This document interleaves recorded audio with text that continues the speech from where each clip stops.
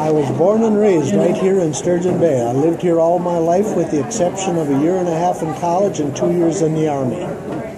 Otherwise, this has been home my whole life, and I could never call another place home. Mainly, not only because I was born here, not only because my family is here, but because I love Door County. I love the water. I love boats. I love the scenery. I'm a photographer by hobby, and you can't find a nicer place to take pictures than Door County. What was it like in Door County growing up? When I was first born, there were no TVs. My folks bought the first TV in the neighborhood, and ours was the gathering place for all the neighborhood kids. We'd sit in front of that TV, and there was only one channel. Channel 2 was the only one on the air, or that we could pick up. And we'd sit and we'd watch. We were just amazed at, and it was black and white, obviously, and it was just like winter because it was snow. It wasn't the clear pictures like you have today with the digital and all this and that. So that was one thing. Mostly for games, we played outside every night. That it was warm, that it was decent. We made our own games. We had a game called Steal the Stone. Don't remember what the rules were. I remember there was a pile of 3 stones on each side, and instead of getting the ball to the other side, you had to get over and steal stones from the other side. But again, I don't remember rules. We made up our own games. We made our own fun. We had to. You know, half the games that you buy in the store nowadays, they weren't. I mean, you didn't find that stuff. The clothing was a whole lot different. We didn't have the fancy nylon with the quilted linings and the leather gloves and all that. They were wool suits, wool pants, heavy knitted wool long johns. That's what kept you warm. We had galoshes, buckle galoshes, but there was no insulation on them. They're just to keep the water out. That was the whole idea there.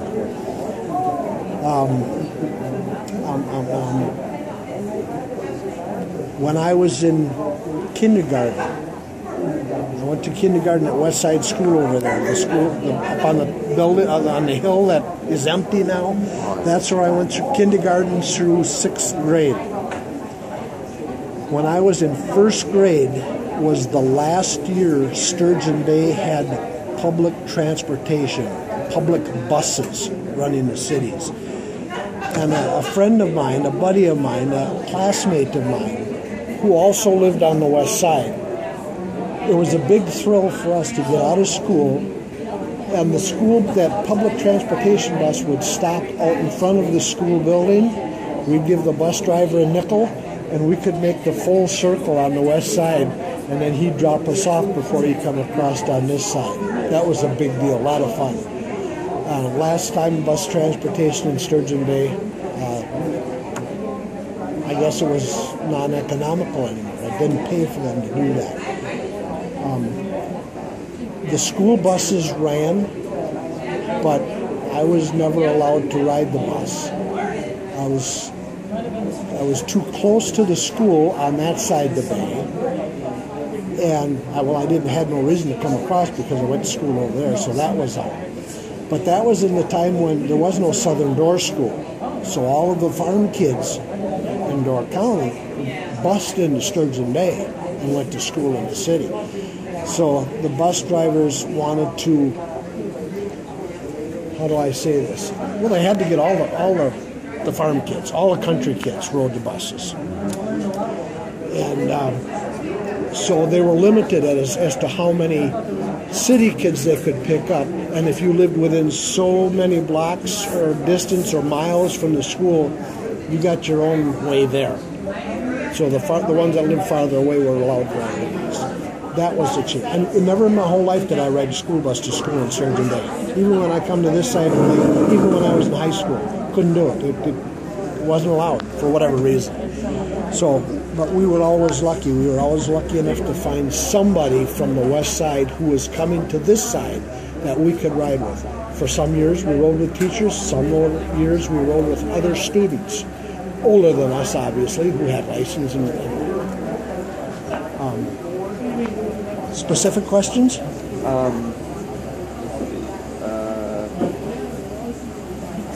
What's your oldest memory of Sturgeon Bay?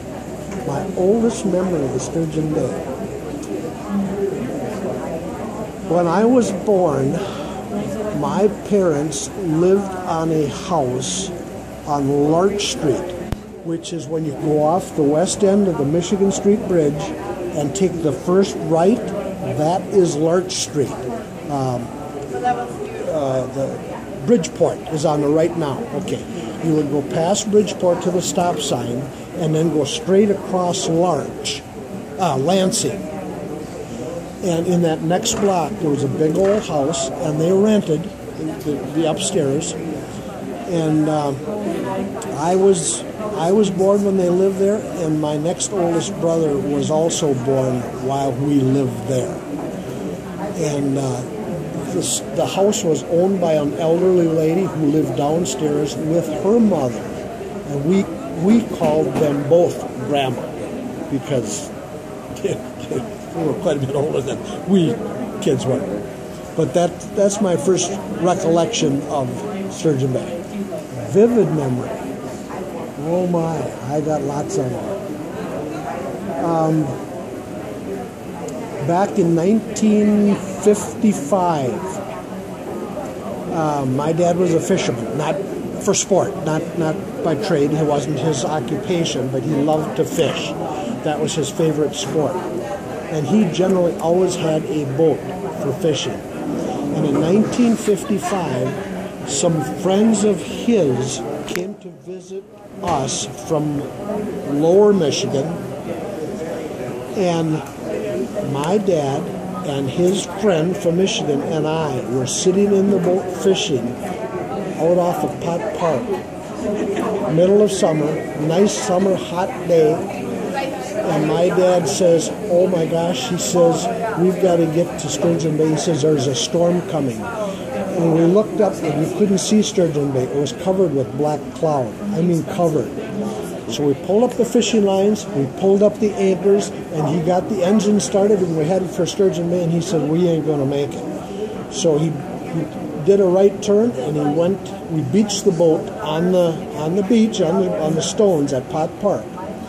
Took the motor off the boat, laid it on the ground, tipped the boat upside down over the motor, and we lashed it down to trees with line, and we ran for the men's room, and before we got there, we were wet.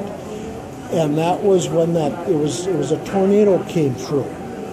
And it took the steeple off of the Corpus Christi Church, the old one that's no longer standing.